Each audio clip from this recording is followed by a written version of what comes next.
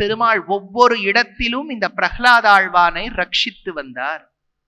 ஒரு கட்டம் வந்தது. அந்த கட்டத்தில் அந்த குழந்தையை கேட்க வேண்டும், என்னடா யானையை விட்டு மிதிக்க சொன்னாலும் உனக்கு ஒண்ணாக மாட்டேங்கிறது, விஷத்தை கொடுத்தாலும் ஒண்ணாக மாட்டேங்கிறது, என்னடா பண்றது, மலை உச்சியிலிருந்து தள்ளி விட்டால் அப்பா அப்படின்னு பொழைச்சுன்னு வந்துடுற, என்னடா எங்க அந்த ஹரி? அப்போ கம்பர் எடுக்கிறார், எங்க இருக்கான் அந்த ஹரி? ஷாணிலுமுளன் சதகூரு இட்ட கோணிலுமுளன் நீ சொல்லும் சொல்லிலுமுளன்.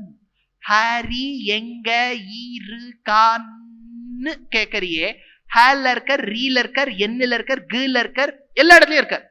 திரைலோக்கியமேதத் அகிலம் நரசிம்ம கர்ப்பம், எல்லா இடத்துலயும் இருக்கார் பெருமாள், எல்லா இடத்துலயும் இருக்கார். அது பிரகலாதன் சொல்றதுக்கு முன்னாடியும் எல்லா இடத்துலயும் தான் இருந்தார். ஆனா நம்ம ஆச்சாரியல்ல என்ன சொல்லுவானா, இந்த குழந்தை சொன்ன உடனே தான் பெருமாளுக்கே தெரிஞ்சுதான் தான் எல்லா இடத்துலயும் இருக்கும். திரைலோக்கியமேதத் அகிலம் நரசிம்ம கர்ப்பம், எல்லா இடத்துலயும் வியாபிச்சுட்டாராம். கேட்டாரா எங்கேன்னு? அப்போ ஒவ்வொரு தூணையும் பார்த்து கேட்டோம்னா கடைசியா ஒரு தூணுக்கு வந்தானாம் ஹிரண்யன். ஏன் அந்த தூணுன்னு சுகபிரம்மம் கேட்டார்.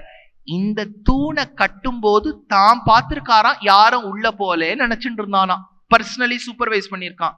அந்த தூண்ல இருக்கானான்னு கேட்கிறார். அளந்திட்ட தூணை அவன் தட்ட, அப்போ அந்த தூண் பிளந்ததாம், அதிலிருந்து வந்ததாம் ஒரு உருவம். எப்படி இருக்குன்னு சுகபிரம்மம் வர்ணிச்சார்.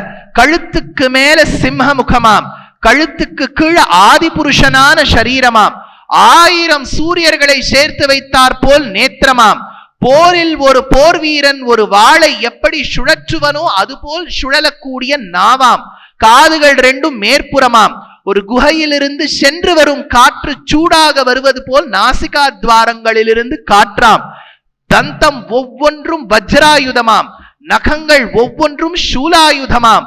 அப்பேற்பட்ட ஒரு சிங்க உருவம் புறப்பட்டது